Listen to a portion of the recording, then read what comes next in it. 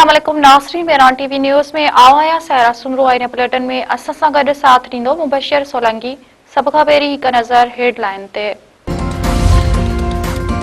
वज़ीर आज़म शहबाज शरीफ जो आहे त मौजूदा इलाइक़ाई सूरतहाल सबबि आलमी सप्लाई लाइन मुतासिर आहे। नार वारनि मुल्कनि जे ग़िज़ाई सूरतनि जो ख़्यालु रखणु असांजो फ़र्ज़ु आहे।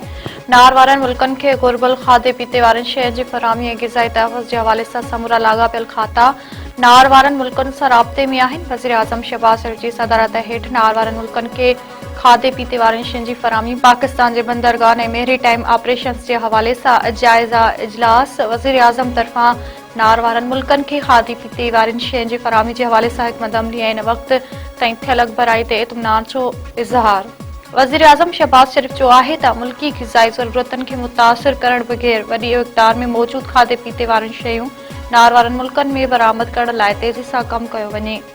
हुकूमती इदारनि जी सतह ते फ़ैसिला साज़ी में कंहिं बि क़िस्म जी देरि क़ाबिल क़बूल नाहे। कराची, गवादर ऐं ॿियनि अहम बैन अल-अक़वामी हवाई अॾनि ते फ्लाइट ऑपरेशन्स में इज़ाफ़े लाइ जामिया लाइ अमल तयारु कयो वञे।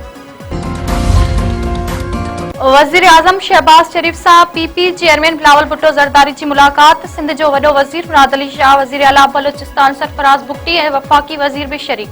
विच ओभर में चिकटाण ऐं मुल्क जे सियासी सूरतहाल ते ख़्यालनि जी ॾे वठि। वज़ीर आज़म तरफ़ां वॾनि वज़ीरनि खे सूबनि में सिमाल लॉकडाउन जे हवाले सां हिकमत अमली ते ब्रीफिंग।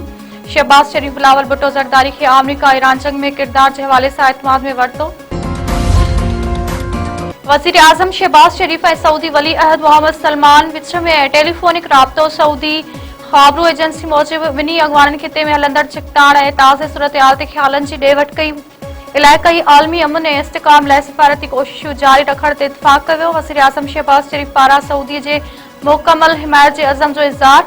हमलनि जी मज़म्मत। शहबाज शरीफ जो आहे त हमेशह मज़बूती सां सऊदी अरब सां गॾु बीठल रहंदासीं। ईरान ऐं अमरीका जंग जो ख़ात्मो चाहियूं था। ॻाल्हियुनि जी मेज़बानी करण जे लाइ तयारु आहियूं।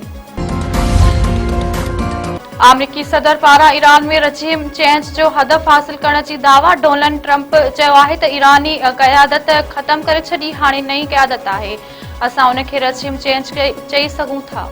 मीडिया सां ॻाल्हाईंदे अमरीकी सदर वधीक चयो आहे त ईरान जी नई क़यादत मुआहिदो करणु चाहे थी। ईरान असांखे तेल ऐं गैस जे हवाले सां तमामु वॾो तोहफ़ो ॾिनो आहे। उहो तोहफ़ो तमामु क़ीमती ऐं हरमज़ वारे सामूंडी लंघ जे हवाले सां आहे। ईरानी फ़ौज ट्रंप जे ईरान सां ॻाल्हियुनि वारे दावा खे रद्द करे छॾियो। ख़ातमुल नबिया मर्कज़ी हेडक्वार्टर जे तर्जुमान चयो आहे त पंहिंजी नाकामी खे मुआहिदो करार न ॾिनो वञे। छा अवियां जा अंदरूनी इख़्तिलाफ़ उन हद ताईं पहुची विया आहिनि जो अवियां पाण ई ॻाल्हियूं पिया करियो। ईरानी फ़ौज जे तर्जुमान वधीक चयो आहे त ईरानी क़ौम ख़िलाफ़ हमलनि जो ख़्यालु ज़हन मां कढण ताईं न तेल जूं क़ीमतूं अॻु जहिड़ियूं हूंदियूं ऐं न ई पुराणो निज़ाम बहाल थींदो। सीनियर सूबाई वज़ीर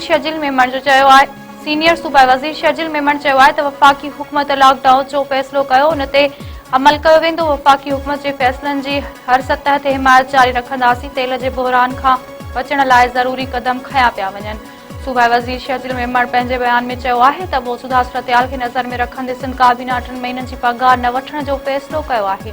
सिंध हुकूमत जे फ़ैसिले तहत गाॾियूं बि हारियूं वयूं आहिनि। जेतिरो मुमकिन थी सघियो घरनि में वेही कमु कजे। ही कंहिं फ़र्द जी न पर सभिनी जो गॾियल मसइलो आहे।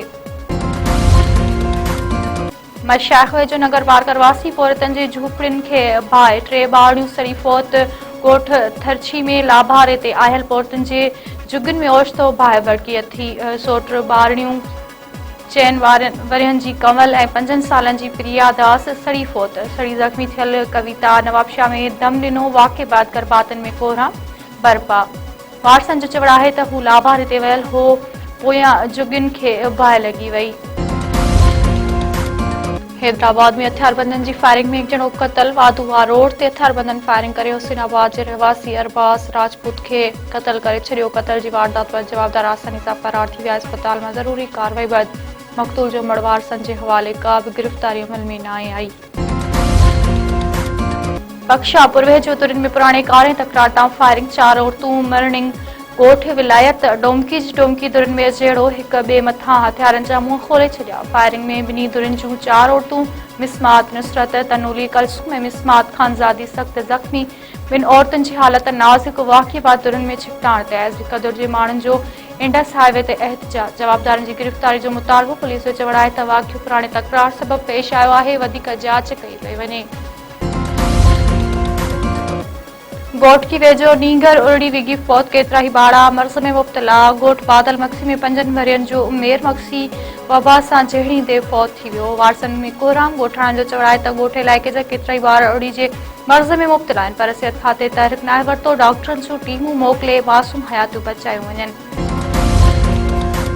सिजावल वेझो जवाबदारनि नौजवान खे कुआड़ियूं हणी क़तल करे छॾियो। लाड़ शुगर मिल भरिसां 38 वरनि जी रहमतुल्लाह होसो खे कुआड़ियूं लॻल लाश मिलियो। पुलिस जो चवणु आहे त नौजवान खे पंहिंजे सोटनि कुआड़ियूं हणी क़तल कयो आहे। वाक़ियो घरेलू तकरार जो नतीजो लॻे थो, वधीक जांच कई पई वञे। दौलतपुर सिफन में घरनि खे बाहि लॻण सबबि नींगर फौत। ॻोठ ॻाहण में कणक जे लाभारे ते आयल कोली बिरादरी जे घरनि खे ओचितो बाहि वकोड़ वई। बाहि लॻण सबबि हारी चंद कोली जो मासूम ॿार सड़ी फौत थी वियो। फायर ब्रिगेड अमले पहुची बाहि ते ज़ाब्तो आंदो। टन गुलाम हैदर वेझो बिजली जे तारनि मां करंट लॻण सबबि 2 डगियूं सड़ी मरी वयूं, 4 डगियूं सड़ी ज़ख़्मी थी पयूं। बिजली जे 11,000 वोल्टेज जूं तारूं ज़मीन ते किरी पयूं। बिजली जे तारनि मां करंट लॻण सबबि ॻोठाणे हाकिम सां जो लखे रुपयनि जी मालियत जूं 2 डगियूं सड़ी मरी वयूं, 4 डगियूं ज़ख़्मी थी पयूं। ॻोठाणे हित अमलदारनि ख़िलाफ़ एहतिजाज, आला इख्तियारनि खे नोटिस वठण जी अपील।